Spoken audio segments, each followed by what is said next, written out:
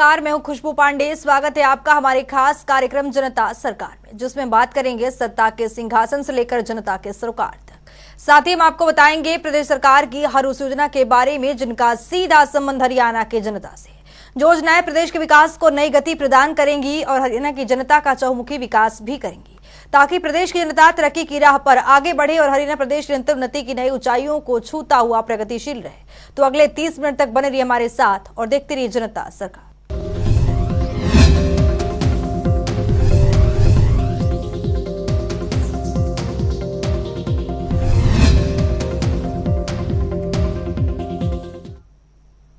हरियाणा और हरियाणा वासियों के उत्थान के लिए काम कर रहे मुख्यमंत्री मनोहर लाल ने प्रदेश की तरक्की के लिए कई बड़े प्रोजेक्टों पर काम कर रहे हैं। इसी कड़ी में मुख्यमंत्री मनोहर लाल ने गौरवशाली भारत रैली के दौरान प्रदेश की जनता के लिए एक बड़ी घोषणा की। दरअसल बल्लभगढ़ से पलवल की मेट्रो कनेक्टिविटी के लिए हरियाणा सरकार ने स्वीकृति प्रदान की है, जिससे क्षेत्र की जनता को बेहतर यातायात सुविधा मुहैया हो पाएगी। देखिए हरियाणा के विकास से जुड़ी एक खास रिपोर्ट। मुख्यमंत्री मनोहर लाल पलवल जिला के गांव गजपुरी में फरीदाबाद लोकसभा क्षेत्र की गौरवशाली भारत रैली को संबोधित किया। रैली में पहुंचने पर रैली के संयोजक एवं केंद्रीय राज्य मंत्री कृष्णपाल गुर्जर ने मुख्यमंत्री सहित अन्य अतिथि गणों का अभिनंदन किया। रैली के दौरान मुख्यमंत्री मनोहर लाल ने एक बड़ी घोषणा की। दरअसल बल्लभगढ़ से पलवल की मेट्रो कनेक्टिविटी के लिए हरियाणा सरकार ने स्वीकृति प्रदान की है, जिससे क्षेत्र की जनता को बेहतर यातायात सुविधा मुहैया होगी। मुख्यमंत्री ने कहा कि केंद्र और प्रदेश सरकार विकास की दिशा में सराहनीय कदम बढ़ा रही है। मेट्रो और नेशनल हाईवे जैसे बड़े प्रोजेक्ट केंद्र सरकार के सहयोग से हरियाणा में आ रहे हैं, जिसके लिए वे प्रधानमंत्री नरेंद्र मोदी का धन्यवाद करते हैं। उन्होंने कहा कि पलवल और फरीदाबाद क्षेत्र में जितना विकास हमारी सरकार के दौरान हुआ है, उतना पहले कभी नहीं हुआ। अनेक बड़े राज्य मार्ग के आने से बेहतर कनेक्टिविटी की सुविधा मिली है। इसके साथ ही जेवर एयरपोर्ट के विकास से भी इस इलाके में और तेजी से औद्योगिकीकरण और अन्य विकास के कार्य होंगे। ये क्षेत्र के लिए गौरव की बात है कि मुंबई एक्सप्रेसवे भी इन जिलों से निकल रहा है, जिससे इस क्षेत्र का जुड़ाव देश के अन्य इलाकों से होगा। मुख्यमंत्री ने कहा कि अब समूचे प्रदेश में बिना भेदभाव के विकास कार्य हो रहे हैं और हरियाणा एक, हरियाणवी एक की सोच को सरकार सार्थक कर रही है। परिवार पहचान पत्र को लागू करते हुए हरियाणा सरकार प्रदेश के हर एक व्यक्ति को सरकार की योजनाओं का लाभ सीधे तौर पर देने में सक्रिय भूमिका अदा कर रही है। उन्होंने कहा कि आगामी 2 महीने के अंतराल में ही प्रॉपर्टी आईडी और परिवार पहचान पत्र से जुड़े सभी पहलुओं पर फोकस रखते हुए उनका स्थायी समाधान कर दिया जाएगा। इसके लिए शहरी स्थानीय निकाय विभाग को लगभग 1000 कर्मचारी उपलब्ध करवाए, ताकि प्रॉपर्टी आईडी संबंधी जानकारियों को एकत्रित कर उनका त्वरित निदान किया जा सके। मुख्यमंत्री ने कहा कि पूर्व की सरकारों के अवगुण को खत्म करने का काम हमारी सरकार ने किया है। जहां कांग्रेस के राज्य में भय और भ्रष्टाचार का बोलबाला था, भाई भतीजावाद और परिवारवाद हावी था, हमने आते ही इन समस्याओं का न केवल निदान किया, बल्कि विकास की एक समान सोच को अपनाते हुए पूरे प्रदेश का विकास सुनिश्चित किया। नौकरियों में पारदर्शिता लाए, हर विधानसभा क्षेत्र में समान रूप से विकास के कार्य करवाए। उन्होंने कहा कि हमारी सरकार का उद्देश्य है कि अंत्योदय का उत्थान करना है। 1 लाख से कम आय वाले परिवारों को अंत्योदय परिवार माना, वहीं 1,80,000 की सालाना आय वाले परिवारों को बीपीएल परिवार माना। ऐसे परिवारों को शिक्षा, रोजगार, स्वास्थ्य और सुरक्षा जैसी सुविधाएं उपलब्ध करवाने पर विशेष फोकस रखा है। इतना ही नहीं, मुख्यमंत्री ने दोहराया कि 2 करोड़ 80 लाख हरियाणा वासी का उनका परिवार है और बिना किसी भेदभाव के समाज के सभी वर्गों के उत्थान के लिए कार्य करना ही उनका मकसद है। रैली के संयोजक एवं केंद्रीय राज्य मंत्री कृष्णपाल गुर्जर ने कहा कि देश के प्रधानमंत्री नरेंद्र मोदी प्रधान सेवक के रूप में पिछले 9 साल से हर वर्ग के उत्थान के लिए कार्य कर रहे हैं। आज हर वर्ग को उचित सम्मान देने का काम मौजूदा सरकार कर रही है। उन्होंने कहा कि इन 9 सालों को गांव और गरीब के कल्याण के रूप में याद किया जा रहा है। इन 9 वर्षों में देश ने जो तरक्की की है वो बेमिसाल है। आज मोदी जी के व्यक्तित्व की पहचान पूरी दुनिया में बनी है। देश की अर्थव्यवस्था में सुधार लाने का श्रेय देश के प्रधान सेवक को जाता है। आज नरेंद्र मोदी ग्लोबल लीडर हैं और यही कारण है कि भारत को G20 देशों की मेजबानी करने का अवसर भी मिला है। हरियाणा के परिवहन मंत्री मूलचंद शर्मा ने मुख्यमंत्री मनोहर लाल का स्वागत करते हुए कहा कि उनके नेतृत्व ने हरियाणा को नई दिशा देने का काम किया है। 2013 का हरियाणा और 2023 के हरियाणा में दिन रात का अंतर साफ नजर आ रहा है। आज हर क्षेत्र में हरियाणा विकास की नई बुलंदियों को छू रहा है। फरीदाबाद की बात करें तो यहाँ 4 नेशनल हाईवे निकले हैं, जिसका लाभ सीधे तौर पर देश की जनता को मिल रहा है। उन्होंने केंद्र सरकार और प्रदेश सरकार की जनहितकारी नीतियों की सराहना की। हरियाणा के सहकारिता मंत्री डॉक्टर बनवारी लाल ने कहा कि केंद्र में नरेंद्र मोदी और प्रदेश में मुख्यमंत्री मनोहर लाल जनसेवक की भूमिका निभा रहे हैं। 9 साल में व्यवस्था परिवर्तन का काम हुआ है और मुख्यमंत्री अंत्योदय की भावना से काम कर रहे हैं। डिजिटल क्रांति की दिशा में सराहनीय कदम बढ़ाए जा रहे हैं और सरकारी सेवाएं ऑनलाइन घर बैठे लोगों तक पहुंच रही है। उन्होंने कहा कि देश भर में विकास कार्य हुए हैं और हर वर्ग को भरपूर सम्मान भी मिला है। इस अवसर पर प्रतला से विधायक नैनपाल रावत, हथीन से विधायक प्रवीण डागर, होडल से विधायक जगदीश नायर, बड़खल से श्रीमात रेखा, ओल्ड फरीदाबाद से नरेंद्र गुप्ता, तिगावा से राजेश नागर सहित बड़ी संख्या में गणमान्य व्यक्ति मौजूद रहे। जनता टीवी के लिए फरीदाबाद से मुकेश राजपूत की रिपोर्ट। शहर के विकास के लिए रविवार का दिन बेहद खास रहा। पलवल में हुई रैली में जहां मुख्यमंत्री मनोहर लाल ने बल्लभगढ़ से पलवल तक मेट्रो विस्तार की घोषणा की, तो वहीं केंद्रीय ऊर्जा एवं उद्योग राज्य मंत्री कृष्णपाल गुर्जर की मांग पर मुख्यमंत्री ने बड़खल में अत्याधुनिक सुविधाओं से लैस लघु सचिवालय की भी सौगात देने की घोषणा की। देखिए, पारदर्शिता के साथ काम कर रहे मुख्यमंत्री मनोहर लाल ने प्रदेश के हित में कई बड़े और कड़े कार्य किए हैं। इन सब की बानगी तब देखने को मिली जब मुख्यमंत्री मनोहर लाल ने प्रदेश हित में बड़खल में अत्याधुनिक सुविधाओं से लैस लघु सचिवालय की सौगात देने की बड़ी घोषणा की। इसके अलावा मुख्यमंत्री ने शहर के विकास कार्यों के लिए कल तक नगर निगम के खाते में 100 करोड़ रुपए ट्रांसफर करने का आश्वासन भी दिया। मुख्यमंत्री मनोहर लाल ने कहा कि फरीदाबाद लोकसभा क्षेत्र के लिए विकास कार्यों में कोई कमी नहीं रहने दी जाएगी। उन्होंने कहा कि आम लोगों की सुविधा के लिए जो भी विकास कार्य उनके समक्ष लाए जाएंगे, उन्हें प्राथमिकता के तौर पर पूरा किया जाएगा। केंद्रीय ऊर्जा एवं भारी उद्योग राज्य मंत्री ने भी मुख्यमंत्री मनोहर लाल का धन्यवाद करते हुए कहा कि आज मुख्यमंत्री मनोहर लाल ने फरीदाबाद लोकसभा क्षेत्र और फरीदाबाद शहर को जो 3 बड़ी सौगात दी है, उनके लिए क्षेत्र की जनता की तरफ से वो उनका धन्यवाद करते हैं। मुख्यमंत्री मनोहर लाल ने कहा कि बड़खल में लघु सचिवालय के निर्माण के बाद सभी कार्यालय एक ही छत के नीचे होंगे और नगर निगम को 100 करोड़ रुपए मिलने से विकास कार्यों को एक नई गति मिलेगी।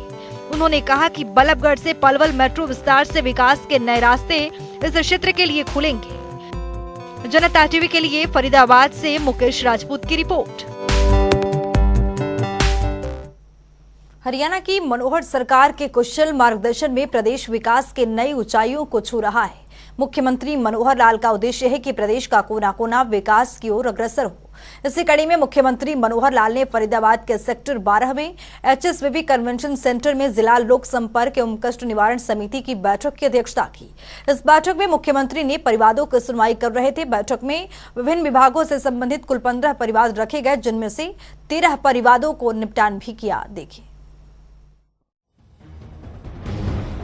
हरियाणा के मुख्यमंत्री मनोहर लाल ने फरीदाबाद के सेक्टर 12 में HSBB कन्वेंशन सेंटर में जिला लोक संपर्क एवं कष्ट निवारण समिति की बैठक की अध्यक्षता की। इस बैठक में मुख्यमंत्री ने परिवारों की सुनवाई की। बैठक में विभिन्न विभागों से संबंधित कुल 15 परिवार रखे गए, जिनमें से 13 परिवारों का निपटान किया गया। शेष 2 मामले अगली बैठक में रखने के निर्देश भी दिए।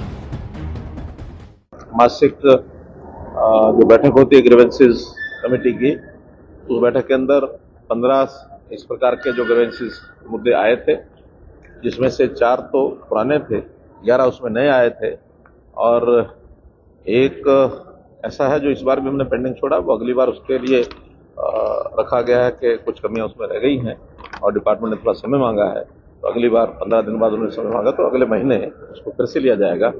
और एक ग्रीवेंस ऐसी थी जो पुलिस की वो कंप्लेंट बनती है, उसके लिए FIR के लिए कह दिया गया है और कुछ जो सॉल्व कर दिया है उसमें किसी एक केस में 5 गज प्लॉट के झगड़े की जो बैंक के साथ कोई विवाद था किसी एक व्यक्ति का, तो उसको 5 गज का पैसा बैंक को हमने कहने के लिए दिया है।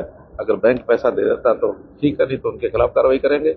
और अगर कंप्लेनेंट 5 एकड़ का पैसा लेने के लिए तैयार नहीं होगा तो वो कोर्ट में जाएगा। मुख्यमंत्री मनोहर लाल ने कहा कि मिलेनियम सिटी गुरुग्राम की तर्ज पर अब ओल्ड न्यू और ग्रेटर फरीदाबाद को अंडरपास और यूटर्न से जोड़ा जाएगा। इसके लिए हरियाणा सरकार बड़ी योजना बना रही है। इसके बाद ट्रैफिक जाम की समस्या खत्म हो जाएगी। मुख्यमंत्री ने हरियाणा शहरी विकास प्राधिकरण के अधिकारियों को निर्देश दिए कि परिवादी का स्पेशल केस बनाकर HSVP बोर्ड के समक्ष रखकर इन्हें वैकल्पिक प्लॉट दिया जाए और मुआवजा भी दिया जाए। इसके साथ ही मुख्यमंत्री ने बताया कि बड़े शहरों में बहुमंजिला भवनों में आपात स्थिति में निपटने के लिए सरकार 13 हाइड्रोलिक प्लेटफॉर्म मशीनें खरीदने जा रही है। जल्दी इसका सारा प्रोसेस पूरा कर लिया जाएगा। मुख्यमंत्री ने कहा कि जनता हमारी मालिक है, हम उनके सेवक के तौर पर कार्य करते हैं। जनसेवा के सिद्धांत पर चलते हुए वे हर शनिवार को 10,000 लोगों से ऑडियो के जरिए बातचीत करते हैं। अब तक प्रदेश के 2 लाख लोगों से बातचीत कर चुके हैं।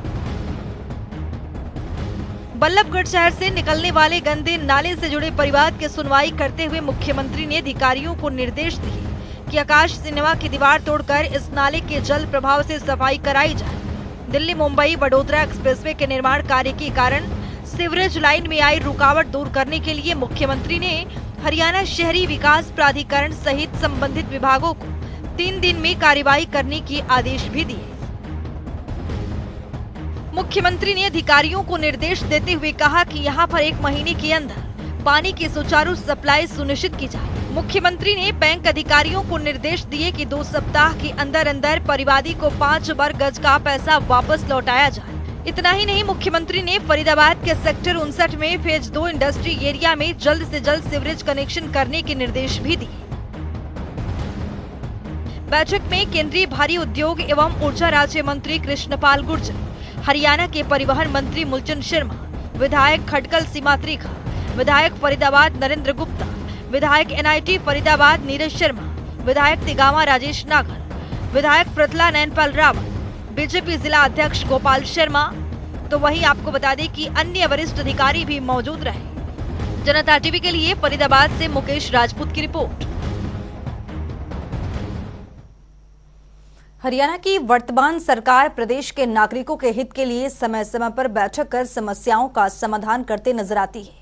इन सब की बानगी तब देखने को मिली जब मुख्यमंत्री मनोहर लाल ने कन्वेंशन सेंटर में हरियाणा विद्युत प्रसारण निगम के अधिकारियों के साथ एक अहम बैठक की। इस दौरान मुख्यमंत्री मनोहर लाल ने कहा कि सरकार के सामने भूस्वामियों के हित सर्वोपरि है और ऐसे भूस्वामियां जिनकी जमीनों से बिजली लाइनें डाली जा रही हैं। देखिए हमारी एक खास रिपोर्ट। हरियाणा के मुख्यमंत्री मनोहर लाल ने फरीदाबाद स्थित हुडा कन्वेंशन सेंटर में हरियाणा विद्युत प्रसारण निगम के अधिकारियों की बैठक की। इस दौरान मुख्यमंत्री मनोहर लाल ने कहा कि सरकार के सामने भूस्वामियों के हित सर्वोपरि है। ऐसे भूस्वामियां जिनकी जमीन से बिजली लाइनें डाली जा रही हैं, उनके हितों की रक्षा के लिए पॉलिसी बनाकर नियमानुसार मुआवजा प्रदान किया जाए ताकि सभी भूमालिक संतुष्ट हो सके। बैठक में बिजली निगमों के चेयरमैन PK दास वीडियो कॉन्फ्रेंसिंग के जरिए ऑनलाइन जुड़े और मुख्यमंत्री को बिजली परियोजनाओं की वर्तमान स्थिति से अवगत भी करवाया। हरियाणा विद्युत प्रसारण निगम के प्रबंध निदेशक मोहम्मद शाही ने इस अवसर पर मुख्यमंत्री को निगम के विभिन्न निर्माणाधीन परियोजना के विस्तार से जानकारी भी दी। उन्होंने बताया कि प्रतला स्थित 400 kV सब स्टेशन से सेक्टर 78 स्थित सब स्टेशन तक हाई स्पीड बिजली सप्लाई से जुड़ी लाइन के लिए नई बिजली लाइन डालने का कार्य जारी है। गाँव और दयालपुर गाँव के किसान मुआवजा राशि बढ़ाने के लिए मांग कर रहे हैं। लगभग 124 टावर की फाउंडेशन हो चुकी है। 29.5 किलोमीटर लंबी इस लाइन में प्रथला और तिगावा के 1 दर्जन से ज्यादा गाँव के भूस्वामियों का रकबा आता है। मुख्यमंत्री मनोहर लाल ने अधिकारियों को निर्देश दिए कि वे किसानों के हित को ध्यान में रखते हुए पॉलिसी बनाए जिससे किसानों का भला हो सके। उन्होंने कहा कि बिजली निगम के अधिकारी आपसी समन्वय के साथ कार्य करते हुए किसानों की समस्याओं का समाधान करें। उन्होंने कहा कि सरकार और जनता के बीच ज्यादा अंतर नहीं होता। सरकार जनता के सेवक बनकर जन कल्याण की दिशा में कार्य कर रही है। उन्होंने कहा कि सरकार बिना किसी भेदभाव के विकास कार्यों को निरंतर गति प्रदान कर रही है। ऐसे में हर एक व्यक्ति का एक नैतिक दायित्व बनता है कि वो विकास परियोजनाओं के बेहतर क्रियान्वयन में अपना सकारात्मक सहयोग दे। मुख्यमंत्री ने कहा कि किसानों के हित की अनदेखी ना हो, इसके लिए सभी भूमालिकों के लिए पॉलिसी बनाकर नियमानुसार उचित मुआवजा प्रदान किया जाए। अगर किसी प्रकार की कोई विभागीय तकनीकी समस्या है तो उसका समय रहते निराकरण किया जाए, ताकि इस परियोजना को शीघ्रता से पूरा किया जा सके। मुख्यमंत्री ने कहा कि बिजली विकास की धुरी है। सरकार नागरिकों को प्रदेश भर में 24 घंटे बिजली आपूर्ति देने की दिशा में सार्थक कदम बढ़ा रही है और आज अधिकांश कार्य बिजली पर आधारित है। ऐसे में उद्योगों के साथ ही ट्यूबवेल और घरेलू उपभोक्ताओं को पर्याप्त बिजली आपूर्ति देने का काम बिजली निगमों का है। इसके लिए हरियाणा विद्युत प्रसारण निगम द्वारा बिजली की नई संप्रेषण लाइनों से बेहतर इंफ्रास्ट्रक्चर के साथ निर्बाध बिजली आपूर्ति प्रदान की जा रही है। यही कारण है कि आज बिजली निगमों का लाइन लॉस काफी घट गया है। इसके लिए निगम के अधिकारी और कर्मचारी बधाई के पात्र हैं। इस अवसर पर केंद्रीय राज्य मंत्री कृष्णपाल, परिवहन मंत्री मूलचंद शर्मा, बड़खल के विधायक सीमा त्रिखा, फरीदाबाद के विधायक नरेंद्र गुप्ता, त्रितला के विधायक नैनपाल रावत और तिगामा के विधायक राजेश नागर, मुख्यमंत्री के मीडिया सलाहकार अमित आर्य, उपायुक्त विक्रम सिंह, पुलिस आयुक्त विकास अरोड़ा, HVPNL के अधीक्षण अभियंता अतुल अग्रवाल सहित विभिन्न विभागों के अधिकारी उपस्थित रहे। जनता टीवी के लिए फरीदाबाद से मुकेश राजपूत की रिपोर्ट। मुख्यमंत्री मनोहर लाल जल संरक्षण की दिशा में कई महत्वपूर्ण कार्य कर रहे हैं, ताकि आने वाली पीढ़ियों को जल संकट का सामना न करना पड़े। इन सबको ध्यान में रखते हुए मुख्यमंत्री मनोहर लाल ने पानी का सही उपयोग करने के लिए प्रदेश के नागरिकों से आह्वान किया है। तो वहीं पानी के संग्रह के साथ साथ उसके प्रबंधन के लिए भी काम करने की अपील की है। देखिए। पानी ये हमारे लिए अमृत है। पानी हमारा, जल ही जीवन है, जैसा कहते हैं हमारा जीवन है। पानी के बिना कुछ नहीं है। शायद कुछ समय तक अन्न के बिना व्यक्ति रह सकता है, लेकिन जल के बिना नहीं रह सकता। जल उसका एक प्रवाह है, उसका एक साइकिल है, प्रकृति का साइकिल है। उसमें जल की हमको प्राप्ति होती है। प्राप्ति के साधन मुख्य रूप से वर्षा है। वर्षा भी एक हमारे क्षेत्र में वर्षा होती है और एक वर्षा मानो हमसे दूर पहाड़ों में होती है, तो पहाड़ों का जो एक पानी का प्रवाह है उसका हिस्सा हमको मिलता है। मोटे रूप से ये दो मात्राएं जो पानी को हमको मिलती हैं। अब उसके बाद उसका संग्रह होता है। संग्रह होता है, डैम्स में संग्रह होता है, फिर वो कहीं हमारे पॉन्ड्स हैं, हमारी झीलें हैं, रिचार्ज होकर के भूगर्भ में जाता है। तो जमीन के अंदर भी पानी का एक बहुत बड़ा संग्रह का भंडार है। अब ये संग्रह जो होता है, उस संग्रह का हम फिर बाद में उपयोग करते हैं। और वो जो उपयोग है, वो उपयोग हमको पता है कि जैसे मुख्य रूप से पीने के लिए हम पानी का उपयोग करते हैं, खेती सिंचाई के लिए करते हैं, उद्योग के लिए करते हैं, और अन्य हमारी जितनी आवश्यकताएं हैं उन आवश्यकताओं के लिए हम करते हैं। संयोग ऐसा है कि पीने का तो हर एक जीव को पानी चाहिए, चाहे मनुष्य है, चाहे पशु है, कोई भी जानवर है, पक्षी है, हर छोटा बड़ा जीव उसको पानी पीने के लिए चाहिए। लेकिन एक मनुष्य ही ऐसा है जो पीने के अतिरिक्त और जो उसकी दिनचर्या की दैनिक आवश्यकताएं हैं वो भी पानी पर बहुत निर्भर करती हैं। हम स्नान भी करते हैं, हम कपड़े भी धोएंगे, हम वॉशरूम जाएंगे, वहां भी पानी की आवश्यकता होगी, हम अपना घर का फर्श भी साफ करेंगे, हम अपनी गाड़ी भी धोएंगे, हम अपने उद्योग में पानी ले जाएंगे। अब पानी की आवश्यकता पूर्ति करनी पड़ेगी। घर घर, हर घर जल, नल से जल, एक अभियान चलाया है। अब उसमें से कोई कहे कि पानी ज्यादा लगता है, ऐसा नहीं है। देखा जाए तो अगर सिस्टम कारगर हो गया तो उससे पानी बचेगा, क्योंकि जितने भी इससे पहले पानी का जो गांव में हम लगाते हैं, उसकी जो पोस्ट लगती है अलग से, उसके अंदर पानी अंधाधुंध चलता है, बिना रोक टोक के चलता है, नालियां भरी रहती हैं। गांव के अंदर तो पानी को चलाने के लिए नीचे भी खींचो या अपने वाटर वर्क से लाओ, जितना पानी है बहा दो, शाम को खाली करो, फिर भरो उसको। लेकिन उसका उपयोग करने के लिए अगर हमने हर घर नल से जल अगर ये किया है, तो पानी का उपयोग जितना उतना ही वो करेगा परिवार का आदमी। तो ऐसा इसका उपयोग भी हमको चेक करना पड़ेगा। पानी का उपयोग करने के लिए अगर भूमि ठीक नहीं है तो भी हमको कठिनाई होगी। कई जगह वाटर लॉगिंग हो गया है। अब वाटर लॉगिंग जो पानी वास्तव में ऊपर है, ऐसा नहीं कि नीचे चोए का पानी सब जगह से आ गया, वो पानी रिचार्ज होकर नीचे नहीं जा रहा। वहां मिट्टी की, भूमि की जो लेयर्स हैं उसमें कहीं गड़बड़ हुई है। अगर वहां भी आप ट्यूबवेल लगा करके पानी निकालना चाहेंगे, वाटर लॉगिंग ऊपर के एरिया में है, नीचे आपको 60 फुट से 50 फुट से नीचे पानी, अच्छा पानी मिलेगा नहीं। पानी हमारे लिए इतना कम ना हो जाए कि अगली पीढ़ी, आने वाली पीढ़ी हमको कहीं कहे कि हमारे पूर्वज जो हैं वो, उनको कोई समझ नहीं थी, अकल नहीं थी। तो जैसे हमें पानी जो है विरासत में यहाँ तक मिला है, हम अगली पीढ़ी को भी पानी विरासत में दे करके जाएं। तो प्रदेश के सूरजमुखी किसानों के साथ हरियाणा की मनोहर सरकार कदम में कदम मिलाकर चल रही है। ऐसा हम इसलिए कह रहे हैं क्योंकि हरियाणा सरकार ने पहली बार हरियाणा राज्य सहकारी वितरण एवं आपूर्ति विपणन प्रसंघ यानी हैफेड ने सूरजमुखी की खरीद की है। अब ग्राफिक्स पर नजर डालते हैं। तो प्रदेश के सूरजमुखी किसानों के साथ हरियाणा की मनोहर सरकार लगातार कदम में कदम मिलाकर चल रही है। आपको बता दें कि कुल 6,000 प्रति क्विंटल की दर से लगातार सूरजमुखी की खरीद हैफेड की ओर से किया जा रहा है। अन्य प्रदेशों की तुलना में 1,500 से 2,000 प्रति क्विंटल अधिक लाभ मिल पा रहा है किसानों को। तो पहली बार हैफेड कर रहा है सूरजमुखी की खरीद। मुख्यमंत्री मनोहर लाल लगातार प्रदेश के किसानों के हित में कई बड़े और कड़े फैसले ले रहे हैं ताकि प्रदेश के किसान समृद्ध और खुशहाल हो सके। इसी कड़ी में मुख्यमंत्री मनोहर लाल ने सूरजमुखी की खरीद के लिए हैफेड की ओर से 6,000 प्रति क्विंटल की दर से खरीदा जा रहा है। अन्य प्रदेशों की तुलना में लगातार 1,500 से 2,000 प्रति क्विंटल अधिक लाभ किसानों को मिल रहा है। तो ऐसा पहली बार है हैफेड जब सूरजमुखी की खरीद कर रहा है, जिसमें किसानों को अधिक से अधिक लाभ देने के लिए यहां पर मुख्यमंत्री मनोहर लाल प्रतिबद्ध हैं। तो चलिए अब जान लेते हैं कि आज के इस सवाल का विजेता कौन है।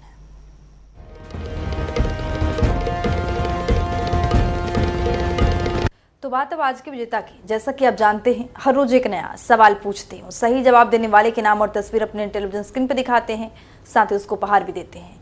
तो चलिए अब जान लेते हैं कल का हमारा सवाल क्या था और कौन है इसका विजेता। कल का हमारा सवाल था, हरियाणा में जल जीवन मिशन योजना की शुरुआत कब हुई थी। इसका सही जवाब है सी 30 जून 2022। ढेरों जवाब आए, लेकिन आज के हमारे विजेता हैं नीतीश यादव, जिनसे नीतीश आपको बहुत बहुत बधाई। तो फिर पूछेंगे आज का सवाल, देखते रहिए जनता टीवी।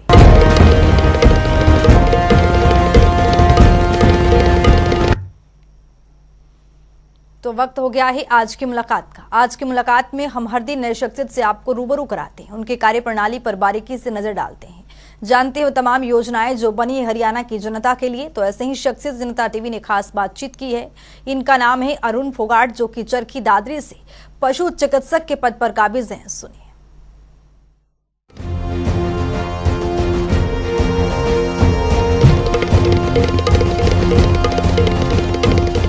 पशु किसान क्रेडिट कार्ड है। इस पे एक तरह से गवर्नमेंट क्रेडिट पे पैसे देती है जो आर्थिक रूप से कमजोर किसान है, जो पशु रखते हैं उनके लिए। एक भैंस पे जैसे 60,000 रुपये का इसमें लोन मिलता है और गाय पे 40,000 रुपये का मिलता है। और ये जो लोन के पैसे हैं ये उसके चारा पानी की व्यवस्था टाइम पे हो जाए उसके लिए होते हैं।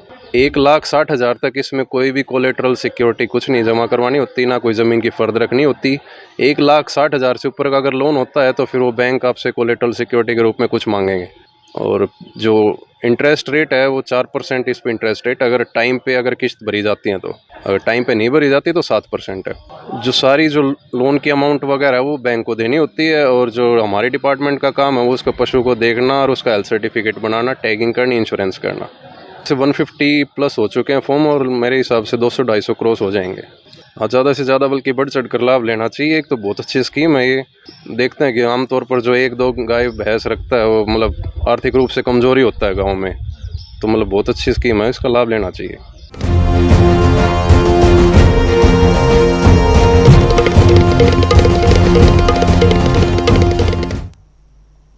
तो वक्त हो गया है आज के सवाल का। तो चलिए अब जान लेते हैं कि आज के सवाल में क्या कुछ है।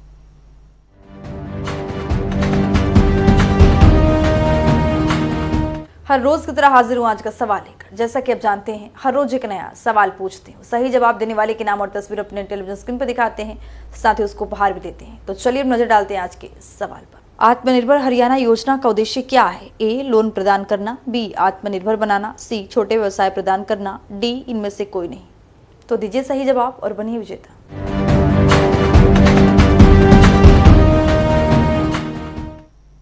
इस खास कार्यक्रम के जरिए हमारा मुख्य उद्देश्य है हरियाणा सरकार की कल्याणकारी योजनाओं की जानकारी और उसका लाभ प्रदेश के हर एक नागरिक तक पहुंचाना है, क्योंकि जब प्रदेश का हर एक नागरिक समृद्ध और खुशहाल होगा तभी प्रदेश विकास के पथ पर आगे बढ़ेगा। हमारे खास कार्यक्रम जनता सरकार में आज के लिए इतना ही। नमस्कार।